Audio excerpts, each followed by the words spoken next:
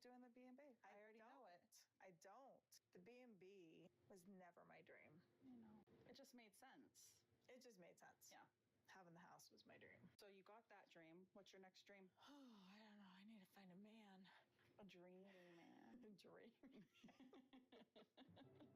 Oh, you brought tongs? You're so smart. I know. You got mom skills. All moms do. Not all moms. It takes a lot of learning. Me and Brian are fortunate to have the two of you. We've been like mom school apprentices. Hello everyone, this is a Kite Sister wife story. Welcome back to my channel. Today is Thursday, January 30th, 2025.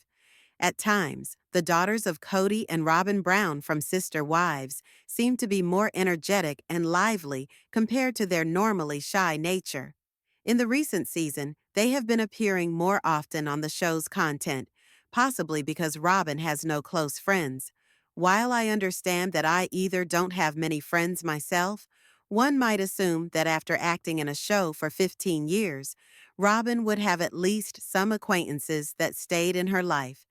Yet, it seems she also doesn't, and it may be because she is loyal only to Kody, whom audiences have been viewing very negative of all times. This season's stuff has been marred to be very weak. Kody and Robyn were recently filmed at Coyote Pass, yet their storylines lack depth. They seem unwilling to reveal the true dynamics of their relationship, instead opting for orchestrated conversations where Kody feigns frustration while Robyn sheds seemingly rehearsed tears. A common theme is the relationship between Janelle and Kody, with Robyn frequently feigning forgetfulness about the intricacies of their separation, as well as Mary's leaving Kody and her subsequent being released from their church. In a recent episode, Kody and Robyn were at Coyote Pass, using land that belongs to multiple family members rather than their own. This scene felt inappropriate, as they should have been trying to sell the property instead of enjoying it at other people's expense.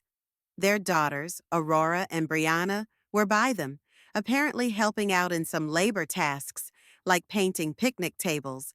Interestingly enough, they painted themselves, an unusual shade of blue, instead of staining them for durability.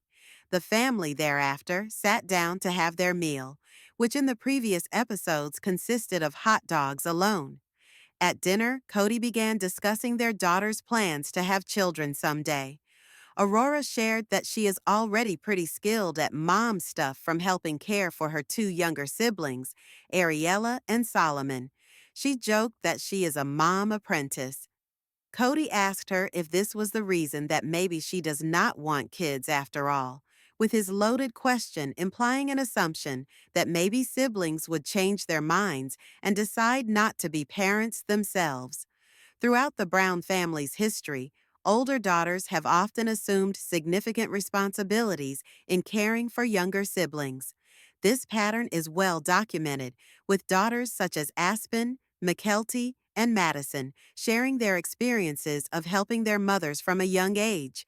Madison, for example, has previously stated that at just 6 years old, she was responsible for assisting with her younger siblings. All of these responsibilities had arisen because Kody was often away and the sister wives were struggling emotionally. Another reason for this situation is that Robyn has used a parenting approach that has furthered this issue. According to reports, she relied on babysitters before getting married to the Brown family. After marrying Kody, she requested her sister and niece to work as nannies for her. She also said that her elder daughters, Aurora and Brianna, were usually engaged in raising the smaller siblings, while Robyn and Kody would lock themselves in the bedroom most of the time. According to testimonies from the relatives of the family, the minor siblings were left for long hours to be cared for by their elder siblings. Robyn earlier testified before the court that her children dreaded the prospect of setting up their own families due to their plural marriage culture. However, in the latest episode, Aurora disputed this statement, stating that though she does not want a big family, she is not against having children. Kody's approach to the discussion seemed manipulative, because his wordings could have easily swayed his daughter's opinions about family life. He risked sowing seeds of doubt in their minds about the possibility of raising a family by asking leading questions. Ultimately, the common theme of parental influence in molding the children's perception of family dynamics is very prevalent in sister wives. Given Kody and Robyn's past experiences of dictating narratives, it is not impossible that their children's opinions have been influenced by their parents' perceptions rather than their own. The episode further emphasizes the complexities that still exist within the Brown family and the struggles that their children face as they seek to forge their futures. In large families, children frequently undertake significant roles within the household very early on in life. Jana Duggar, with 19 siblings, had the duty of taking care of many of her little brothers and sisters.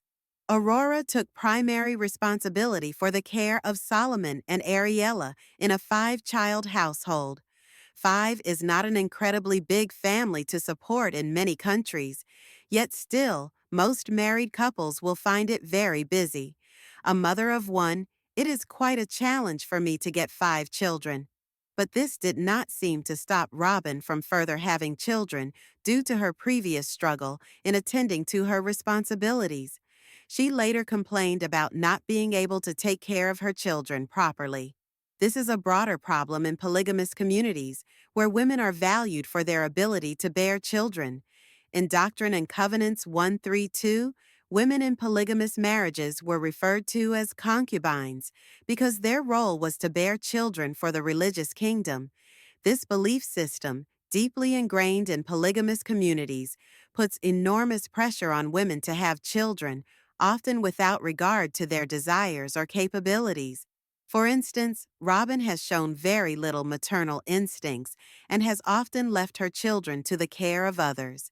This means that child neglect is common as older siblings are left to take care of the children. Such a practice puts too much pressure on children, forcing them into roles far beyond their years. As a parent, I think I have the right to raise my child rather than expect other children to be adult-minded. Going back to my childhood, I remember that babysitting was frequently assigned to me and my other younger relatives. This is very heavy for a child of such tender age. In the case of Kody and Robyn, instead of assuming responsibility for the responsibilities they were imposing on their children, they shifted the focus by asking whether growing up in a large family made their children less likely to have families of their own. The truth, however, is that the absence of parental presence and emotional deprivation are much more influential than the size of the family. Additionally, Kody and Robyn seem to be selective in their children's independent thoughts. While they support autonomy for their children, they have shown indifference and non-supportiveness whenever Janelle and Christine's children express their own independent opinions. For example, Kody has been opposed to his sons with Janelle wanting to further their education and seek financial independence. However, he seems more lenient with the children from his relationship with Robyn as they express their independent thoughts. This favoritism creates a clear division within the family, where some children are favored and others are treated differently. It causes resentment among the children who feel neglected and ignored. Additionally, Kody has in the past always supported polygamy as an enjoyable and holy lifestyle. However, when his daughter Brianna now publicly shuns it, he appears to be unconcerned. This is on a sharp contrast compared to the scenario when Christine denounced polygamy, and at that point he attacked her for having lost faith and termed her as an ingrate. This double standard makes the variations in Kody's treatment of his family members all the more suspect. Previously, when Maddie raised objections about polygamy, Robyn had told her that her frontal lobe wasn't developed fully, and she needed to wait till the age of 25 for the final verdict. Now that Robyn's children are matured and able to choose whatever beliefs they may have, this principle does not seem to work with them. Hence, further isolates children other than those of Kody and Robyn's home. Ultimately, Kody and Robyn's selective parenting and favoritism have contributed to a fractured family dynamic. Their inconsistent expectations and lack of accountability highlight the difficulties faced by children in polygamous households where responsibilities are unevenly distributed and parental favoritism creates deep divisions. What do you think of this story? Leave a comment down below. If you like this analysis, be sure to give this video a thumbs up, subscribe to the channel, and hit that notification bell for more future content. Thanks for watching.